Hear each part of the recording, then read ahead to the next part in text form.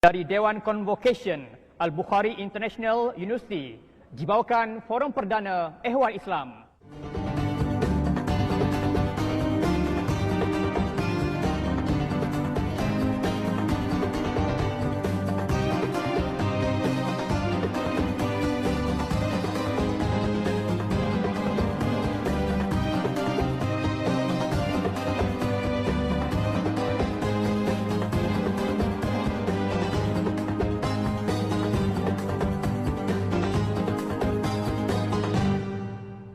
Bismillahirrahmanirrahim. Assalamualaikum warahmatullahi wabarakatuh.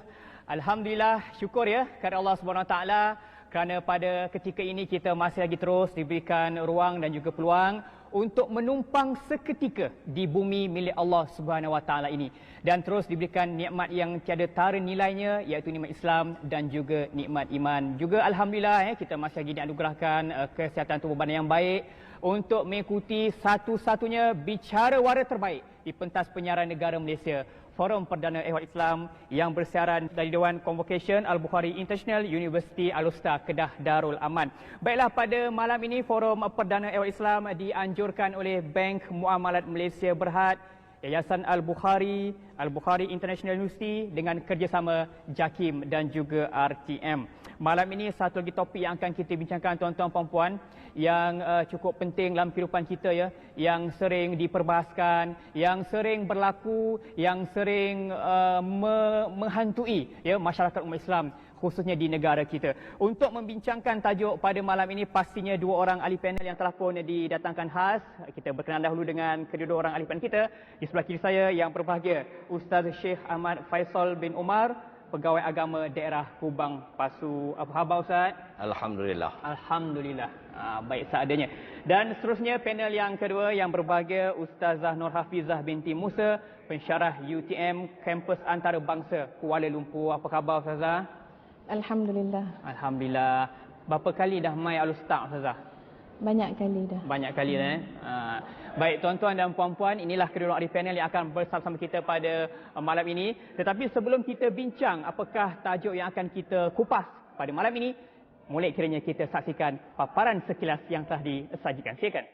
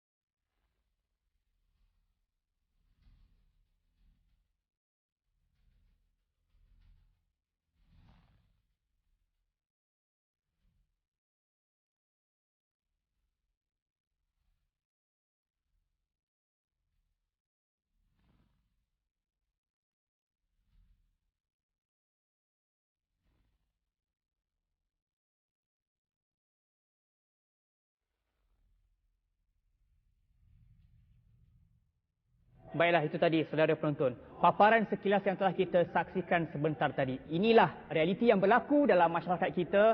Bukan kisah-kisah penipu ataupun kisah-kisah dongeng, tapi kenyataan yang berlaku dalam masyarakat umat Islam di negara kita yang seringkali timbul apabila tiba 14 Februari. Inilah yang diomong-omongkan sebagai Valentine Day ataupun Hari Kekasih yang kita nak terangkan pada malam ini. Apakah sebenarnya bahaya kesan yang berlaku di sebalik sambutan Hari Kekasih yang pastinya memberikan kesan yang cukup tidak baik. Kita dapat saksikan tadi ya Ustaz dan Ustazah di paparan sekilas tadi bagaimanakah akhirnya dengan sambutan yang dikatakan konon-kononnya untuk meraihkan kasih, anak luar nikah, anak yang dikatakan tidak sah taraf, kita tengok terbiar dan terbuang mati begitu saja. Dan mungkin 14 Februari kita akan kira 9 bulan akan datang akan banyak lahirnya anak-anak luar nikah.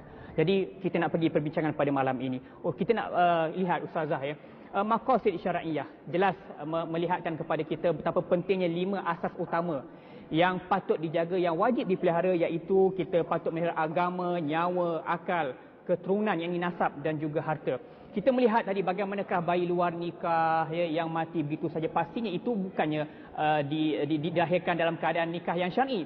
Pastinya melalui seks bebas seperti yang telah dipaparkan tadi. Jadi bagaimana Ustazah pada malam ini kita nak melihat betapa bahayanya sambutan Hari Kekasih ini kepada umat Islam khususnya yang telah kita saksikan tadi, Ustazah. Baik, terima kasih kepada Ustaz Rizal, tuan-tuan dan puan-puan yang dirahmati Allah sekalian. Assalamualaikum warahmatullahi wabarakatuh.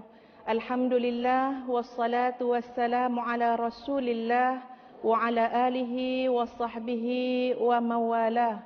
Subhanaka la ilma lana illa ma 'allamtana innaka antal alimul hakim. Rabbi shrah li sadri wa yassir li amri wahlul 'uqdatam min lisani yafqahu qawli. Rabbi yassir wa la tu'assir ya karim. Apa rasanya tuan-tuan dan puan-puan melihat dan mendengar berita-berita tentang pembuangan bayi?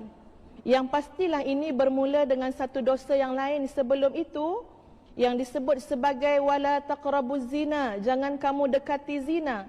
Tetapi realiti yang berlaku, umat Islam di Malaysia ini sudah ada segelintir yang terlibat dengan dosa zina. Ya, tuan-tuan dan puan-puan sekalian, ustaz, ya, dan semua yang menonton, khususnya anak-anak ustazah di atas sana, kalau kita lihat statistik yang dikeluarkan oleh Jabatan Pendaftaran Negara daripada 2006 hingga 2010, kadar kelahiran anak yang tidak sah taraf ialah 234,674 orang, tuan-tuan. Di mana kalau kita lihat purata seolah-olah setiap 11 minit akan lahir anak yang tidak sah taraf. Dan daripada jumlah tersebut 80,979 lahir daripada ibu-ibu yang beragama Islam. Apa yang kita nak katakan pada malam ini, tuan-tuan dan puan-puan sekalian, khususnya para ibu dan ayah di rumah, para pendidik, kita kena melakukan sesuatu dan melihat realiti masyarakat ini dengan betul-betul, ya, dengan penuh ketakwaan, ketakutan kita kepada Allah Subhanahu wa taala. Ustazah nak mempermudahkan sikit perbincangan ni, ustaz. Ya, dalam banyak-banyak perkara, sebagai seorang pendidik dan sebagai seorang ibu, ustazah melihat satu nilai yang telah ditanam sekian lama oleh Nabi Muhammad sallallahu alaihi wasallam, iaitu nilai aifatun nafsi, nilai menjaga kehormatan diri. Tuan-tuan dan puan-puan sekalian, anak-anak ustazah di atas sana dan yang di rumah, cuba tanyakan pada diri sendiri, berapa kali kita berdoa dengan doa yang diajar oleh Nabi sallallahu alaihi wasallam, di mana Nabi saban waktu, saban hari, saban malam Nabi berdoa dengan doa tersebut. Doa yang berbunyi, Allahumma inni as'alukal huda wal afafa wal ghina. Ya Allah, ya Tuhanku, aku memohon petunjuk, aku memohon kemampuan untuk menjaga kehormatan diri dan rezeki yang cukup. Kalau Nabi kita Muhammad sallallahu alaihi wasallam boleh berdoa banyak kali, tuan-tuan, kemampuan untuk menjaga kehormatan diri, kita bagaimana? Apakah telah kita ajar anak-anak kita sebelum dia keluar ke rumah, doa dulu nak, semoga Allah memberi kamu kekuatan untuk menjaga kehormatan diri. Bayang tuan-tuan dan puan-puan sekalian, dalam Al-Quran di mana Allah Subhanahu wa taala menyebut faja'athu ihdahuma tamshi 'ala istihya, maka datanglah salah seorang daripadanya berjalan dengan malu-malu. Siapa? Dalam tafsir ayat ini diceritakan kisah Nabi Musa dengan anak dara, anak gadis Nabi Syuaib. Tuan-tuan dan puan-puan, bila anak dara Nabi Syuaib jalan kat depan, Nabi Musa jalan dekat belakang, Nabi Musa rasa macam ada sesuatu yang tidak kena, kerana anak dara jalan depan, orang lelaki jalan belakang. Lalu Nabi Musa kata, kalau macam tu kita tukar, biar aku jalan di depan, kamu orang perempuan jalan dekat belakang. Kata anak Nabi Syuaib, habis tu kalau aku nak tunjuk mana arah kiri kanan macam mana? Nabi Musa kata, kalau ke kanan, kamu baling batu ke kanan. Kalau ke kiri, kamu baling